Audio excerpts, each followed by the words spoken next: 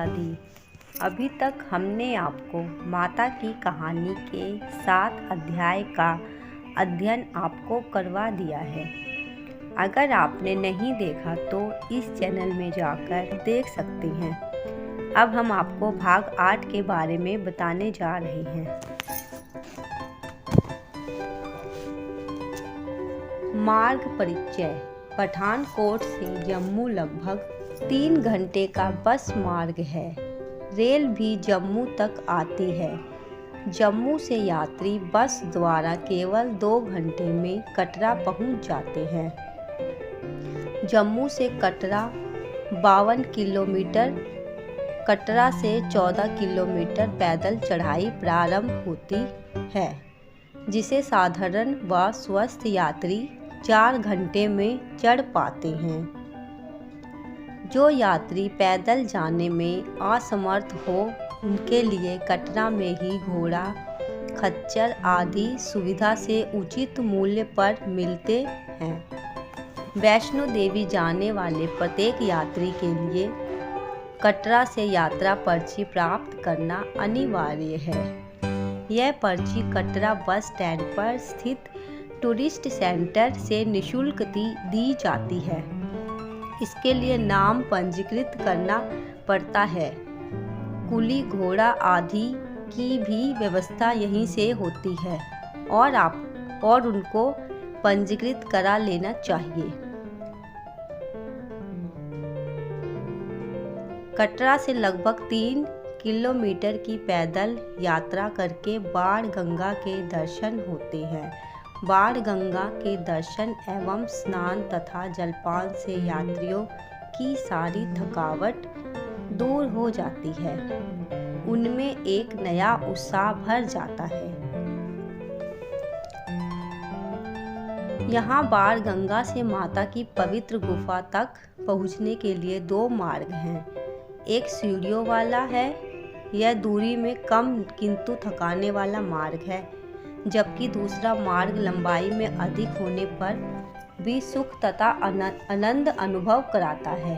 अतः अधिकतर दर्शनार्थी इस लंबे एवं सुगम मार्ग से यात्रा करते हैं। जैसा कि हम पहले भी बता चुके हैं कि तीर्थ यात्री रास्ते भर जय माता दी, शेरावाली, जोता वाली माता, तेरी सदा ही जय आदि के नारे लगाते तथा तरह तरह के भजन, कीर्तन, जप आदि करते जाते हैं। यह यात्रियों को यति से सती बनाने में सहायक होता है। हर एक यात्री में केवल एक ही लगन होती है कि कब दरबार में पहुँचे और माता के दर्शन करें। बाण गंगा के पश्चात चरण पादुका का स्थान आता है। पूरे मार्ग में चाय, जलपान आदि की व्यवस्था है। चरण पादुका से लगभग 3.5 किलोमीटर दूर आदि कुमारी का स्थान है। यहाँ पर यात्री कुछ ठहरकर विश्राम करते हैं। इसके बाद गर्भ गुफा आती है। तत्पश्चात हाथीमत्ता नामक स्थान आता है। यह सबसे कठिन चढ़ाई मानी जाती है।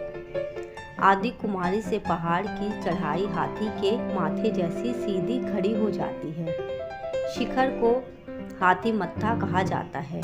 हाथीमत्था से 2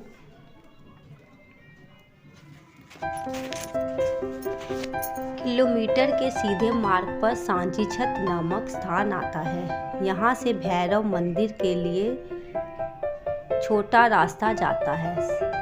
सामान्यतः यात्री हाथीमत्था से सांची छत की ओर न जाकर नए रास्ते से दिल्ली वाली छबील से होकर दरबार की ओर जाते हैं, क्योंकि भैरव मंदिर के दर्शनों का विधान लौटती बार है। इस प्रकार यात्रियों को 2 किलोमीटर कम चढ़ना पड़ता है। माता वैष्णो देवी के दरबार के नीचे 2-3 पानी के नल लगे हुए हैं, जिनसे निरंतर शीतल जल बहता रहता है। अतः चरणामृत और पवित्र जल भरकर श्रद्धालु भक्तजन स्नान तथा जलपान करते हैं। इस शीतल जल में स्नान करने से थकान किसी हद तक समाप्त हो जाती है। गुफा का द्वार बहुत ही संकरा है, तो भी मोटे से मोटा व्यक्ति गुफा में आसानी से दाखिल हो जाता है। यह माता के यश का ही प्रतीक है। गुफा में लेटकर अथवा झुककर अंदर पहुंचकर यात्री वहां विद्यमान महाकाली, महालक्ष्मी तथा महासरस्वती की पिंडलियों के दर्शन से जीवन को कृतार्थ करता है।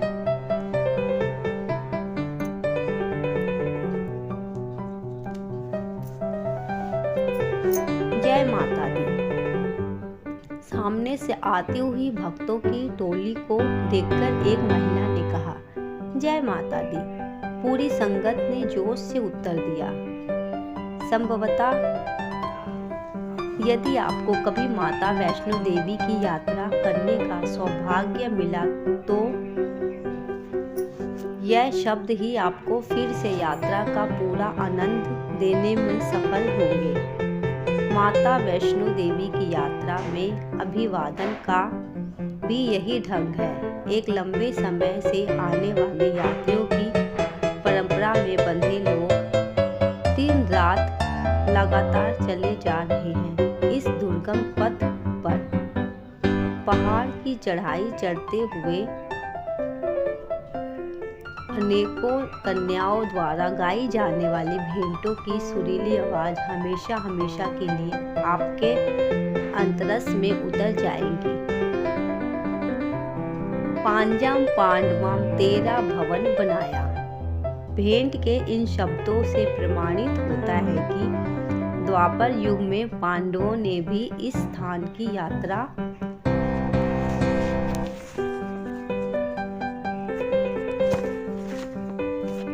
की थी तथा देवी के भवन का निर्माण कराया था। बाण गंगा में स्नान कर जब आप ऊपर चरण पादुका तथा आदि कुमारी की चढ़ाई चढ़ेंगे तो आपको अवश्य ही प्यास लगेगी।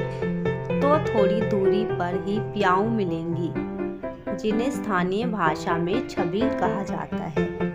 आप पानी पीने के लिए गिलास उठाएंगे तो प्याऊ वाला आपको प्रसाद स्वरूप आमले और चने छोले देगा। उसे खाकर पानी पीने से आपकी प्यास को जो तृप्ति मिलेगी उसे व्यक्त नहीं किया जा सकता। आदि कुमारी में कुछ क्षण विश्राम के बाद आपकी दृष्टि दूर तक फैली घाटियों पर जाएगी। एक और दूर निगाहों से ओझल हो रहा होगा कटरा और दूसरी ओर आप खड़े होंगे आसमान से होड़ लगा रहे ऊंचे पर्वत पर। इस स्थान पर पहुंचकर यात्रियों के परस्पर प्रेम को देखकर ऐसा लगता है मानो स्वर्ग में आ गए हों। आपने कभी स्वप्न में भी नहीं सोचा होगा कि वैष्णो देवी यात्रा इतनी रसपूर्ण होगी, इतनी अविस्मरणीय।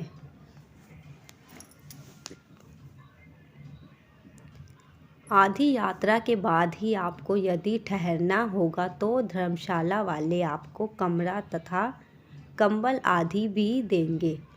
अन्य खाने पीने जैसी वस्तुएं वहां आसानी से मिल जाती है। आज से 20-25 वर्ष पूर्व जैसी कोई भी कठिनाई अब इस यात्रा में नहीं है। इस पथ के धूलिकणों, पत्थरों ने, चट्टानों ने, वृक्षों ने और लताओं ने हम सबके दुख को सुना और आज हमारा सौभाग्य है कि 2 तरह का मार्ग सीढ़ीनुमा और घुमावदार भवन तक बन गया है। बिजली के प्रकाश और संचार व्यवस्था ने तो यात्रा के आनंद को और भी द्विगुण कर दिया है। हाथी मत्था की चढ़ाई और कमान गोशा की डरावनी खाइयाँ देखकर आपको अवश्य आश्चर्य भी होगा और जग जननी माँ की शक्ति एवं विशालता का अनुभव भी। आपका ध्यान होगा पहाड़ों की ऊंची चोटियों और भयावह खाइयों की ओर। तो आपको पता भी ना लगेगा कि कब कदमों ने चलते चलते एक पूरा पहाड़ पार कर लिया। अब आपकी दृष्टि पड़ेगी माँ के दरबार पर और अनजाने में ही स्वर फूटेगा, जय माता दी।